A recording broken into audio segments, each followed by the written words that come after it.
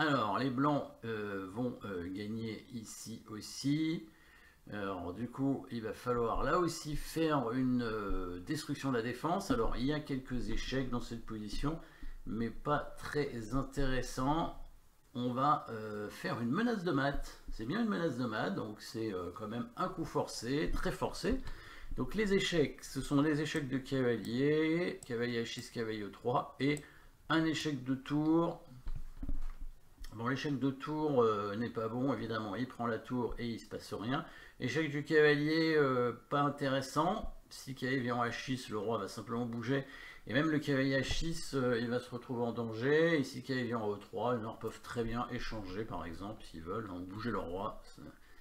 En fait, ici, les blancs gagnent à cause de la mauvaise position du roi noir. Hein. C'était un petit peu chanceux, je pense. Je n'ai pas vu la partie en entier, mais je pense que les blancs n'auraient pas dû forcément gagner la partie. Peut-être que les noirs viennent de faire une erreur. Et ils n'ont pas vu la menace de mat qui allait arriver. Menace de mat en un coup. Je pense que c'est la seule. Hein. C'est la seule menace de mat en un coup de la position. Grâce à la destruction du défenseur, on élimine le fou. Puisque si les noirs ne jouent pas de coup, la tour pourra prendre le pion et faire mat directement. Mais les noirs vont jouer un coup parce qu'ils sont obligés de toute façon. Et puis ils vont essayer de ne pas perdre, mais c'est trop tard pour eux. Parce que s'ils prennent la tour, avec le pion ou avec leur tour, on va quand même prendre le pion en faisant échec. Le roi peut prendre le cavalier, mais c'est mat maintenant au coup suivant en poussant un pion. Hein, celui que vous voulez, H3 ou F3. Et c'est mat. Évidemment, les noirs peuvent éviter le mat en mettant leur tour en E7, mais ils auraient perdu une pièce dans tous les cas. Hein, la tour blanche qui peut venir là. Et le pion E5 est même perdu ici. Hein, donc la position est sans espoir pour les noirs. Destruction de la défense, tout simplement. Il n'y a pas d'autre thème ici, vraiment. Alors ici aussi, jolie combinaison finale hein, pour les blancs dans cette partie, avec là aussi une destruction de la défense hein, qui va permettre un mat rapide. Si on voit pas la combinaison, on n'est pas sûr de gagner, hein, parce que pour l'instant, il n'y a pas de matériel en moins. Mais bon, on n'a pas gagné pour autant hein, dans cette position, même s'il y a une attaque sur le roi. Il y a quand même pas mal de pièces pour défendre. Hein. Il y a les 4 pièces mineures qui sont placées pour défendre le roi. Les blancs ont l'avantage, c'est certain, mais sans la combinaison, c'est plus compliqué. En voyant la combinaison, bien sûr, on gagne tout de suite, hein, parce que les coups sont forcés, c'est mat tout de suite. Donc coup forcé, on fait échec. Alors, 2 échecs de cavalier, 2 échecs de dame, 2 autres échecs de cavalier, 4 échecs de cavalier du coup. Donc le cavalier, les 2 cavaliers qui peuvent faire des échecs un peu partout. Et la dame qui peut faire échec à 2 endroits. Il y a un échec qui est bon sur ces 6 échecs. Alors lequel? Est-ce que le cavalier... Alors cavalier H6 c'est le coup de cavalier, c'est l'échec qui donne le moins de pièces. Puisque ça n'en donne pas, étant donné que le cavalier peut être repris par le fou. Hein, mais ça fait rien de spécial à part échanger le cavalier contre le fou, mais à ce moment là autant le prendre directement hein, avec le cavalier. Prendre le pion, ça va pas être très intéressant, il va reprendre avec son pion, faire échec avec le cavalier de toute façon, pareil, il va prendre le cavalier, échec de dame en G6 sert à rien, et la destruction du défenseur dame prend G7 et le bon coup, mais pourquoi? Parce que cette fois ça élimine donc la défense de cette case. Le cavalier va faire mat sur cette case. Dame prend fou, échec.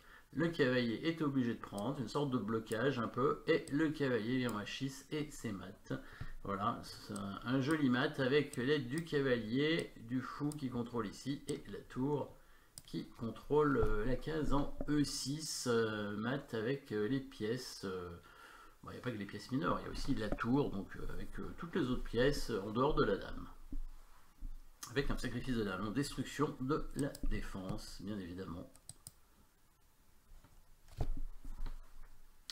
Alors ici, je pense qu'il faut faire la combinaison dans un certain ordre de coups, sinon ça va peut-être pas fonctionner comme on veut. Il y a un ordre de coup à respecter. Donc ici, on va faire une déviation, a priori. Une déviation pour faire un mat hein, sur le roi qui se fait attaquer. Plusieurs échecs dans cette position, 3 échecs, fou, dame. On pourrait commencer par le fou ici. Hein, ça pourrait être un bon coup, sauf qu'il n'est pas obligé de prendre le fou. Hein, si le fou vient ici, le roi va s'enfuir et là on va pas le mater par contre. Hein, alors on a toujours l'avantage, on peut menacer mat en prenant le pion, mais il peut défendre et bon, il y a encore des possibilités peut-être pour ne pas perdre avec les noirs, hein, même si a priori il y a peu de chances qu'on arrive à quelque chose, mais c'est mieux de le faire dans l'autre ordre, c'est-à-dire de commencer par le coup de dame ici en F6, donc là c'est complètement forcé, le roi ne peut pas prendre, il peut pas s'enfuir, il peut pas aller en F8, sinon il est tout de suite mat avec l'aide de la tour en H8, donc il est obligé de prendre la dame avec le cavalier, et là maintenant on peut faire l'échec de fou. Alors la différence c'est qu'en faisant cet échec maintenant ici, c'est un peu une attaque à la découverte puisque on contrôle avec la tour les cases du roi noir. Donc là le roi ne peut plus s'enfuir, il est obligé de prendre le fou et maintenant on peut prendre le cavalier tranquillement, toujours vers le centre hein, évidemment.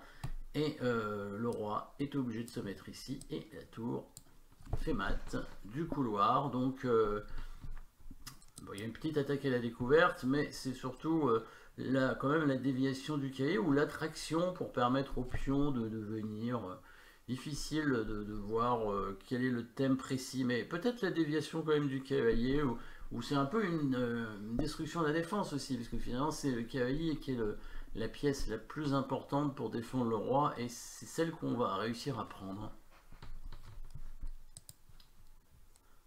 Traction peut-être, ouais. Alors avec les blancs dans cette position, on n'a pas de matériel en moins, donc la position a l'air assez bonne.